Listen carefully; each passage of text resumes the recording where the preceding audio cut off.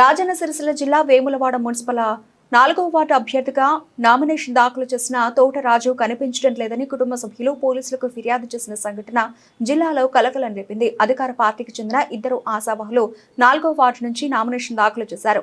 ఇద్దరు అభ్యర్థులను నాయకులు పిలిచి రాజుకు కాకుండా మరొకరికి టికెట్ కేటాయిస్తున్నామని చెప్పడంతో నిరాశతో వెనుదిరిగారు. దీంతో రాజు ఉదయం టిఫిన్ చేసి బయటకు వెళ్లిన అభ్యర్థి ఫోన్ స్విచ్ ఆఫ్ ఉండటంతో ఆందోళన చెందిన కుటుంబ సభ్యులు పోలీసులకు సమాచారం ఇచ్చారు. దీంతో పోలీసులు విచారణ చేపట్టారు.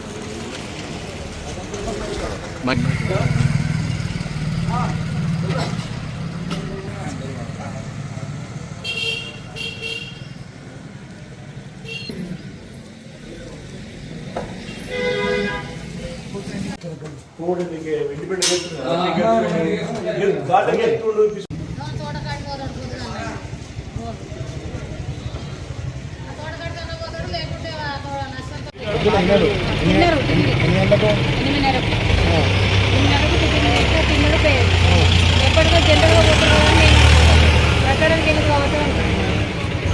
ఇప్పుడు ఏమైంది మరి? ఇంట్లో ఫోన్ చేస్తే స్విచ్ ఆఫ్ అని వస్తలేదు. స్విచ్ ఆఫ్ అని వస్తున్నాను. ఎంతసేపటి నుంచి? 8:30కు ఇంట్లోకి వెళ్ళి పోతున్నా అని నాకు చెప్పారు. అంటే పోయిరు కదా అన్నట్టుగా నేను అనుకున్నాను. ఇక మధ్యలో వీళ్ళు ఓలోని పోలో వచ్చుకుంటా ఉండేసరికి అని చెప్పానంటే నాకు భయం అయింది. ఏమైందని ఫోన్ చేసేసరికి అంటే రింగ్ అయ్యేది స్విచ్ ఆఫ్ అవుతుంది. ఇప్పుడు స్విచ్ ఆఫ్ వస్తుందా? స్విచ్ ఆఫ్ వస్తుంది. అంటే టికెట్ ఆశిస్తున్నా. ఏ వార్డు నుంచి రాజు? 4వ వార్డు. ఏం పేరు? తోటరాజు. ఏ పార్టీ టికెట్ ఆశిస్తుండు? అంటే ఈయన ఫస్ట్ టీఆర్ఎస్లో చేసిండు. అలా టికెట్ రాలేదు. టికెట్ రాకపోయేసరికి ఇండిపెండెంట్గా చేసిండు. తర్వాత ఇప్పుడు ఇలా కాంగ్రెస్లకు వచ్చిండు. కాంగ్రెస్లోకి వచ్చిన తర్వాత ఇలా టికెట్ ఇస్తామన్నా కొంచెం నమ్మకం అనేది ఉండేది అన్నట్టు. టికెట్ కోసం అమ్మ దేని ప్రాబ్లం అన్నది నాకు ఏం తెలియదు. నేను ఏమన్నా నీకు ఓరేనుకోలు మనుషులు వచ్చేసరికి ఏందని నీకు అనుమానం వచ్చింది? అనుమానం వస్తుందా అంటే అనుమానం వచ్చి ఫోన్ వచ్చి ఇచ్చేపడుతుంది అంతే.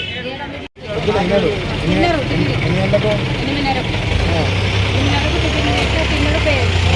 ఎప్పటికో జనరల్గా ప్రచారానికి వెళ్ళి కావచ్చు. ఇప్పుడు ఏమైంది మరి? ఇంట్లో ఫోన్ చేస్తే స్విచ్ ఆఫ్ అని వస్తలేదు. స్విచ్ ఆఫ్ అని వస్తున్నాను. ఎంతసేపటి నుంచి? 8:30కు ఇంట్లోకి వెళ్ళి పోతున్నా అని నాకు చెప్పారు. అంటే పోయిరు కదా అన్నట్టుగా నేను అనుకున్నాను. ఇక మధ్యలో వీళ్ళు ఓలోని పోలో వచ్చుకుంటా ఉండేసరికి అని చెప్పానంటే నాకు భయం అయింది. ఏమైందని ఫోన్ చేసేసరికి అంటే రింగ్ అయ్యేది స్విచ్ ఆఫ్ అవుతుంది. ఇప్పుడు స్విచ్ ఆఫ్ వస్తుందా? స్విచ్ ఆఫ్ వస్తుంది. అంటే టికెట్ ఆశిస్తున్నా. ఏ వార్డు నుంచి రాజు? 4వ వార్డు. ఏం పేరు? తోటరాజు. ఏ పార్టీ టికెట్ ఆశిస్తుండు?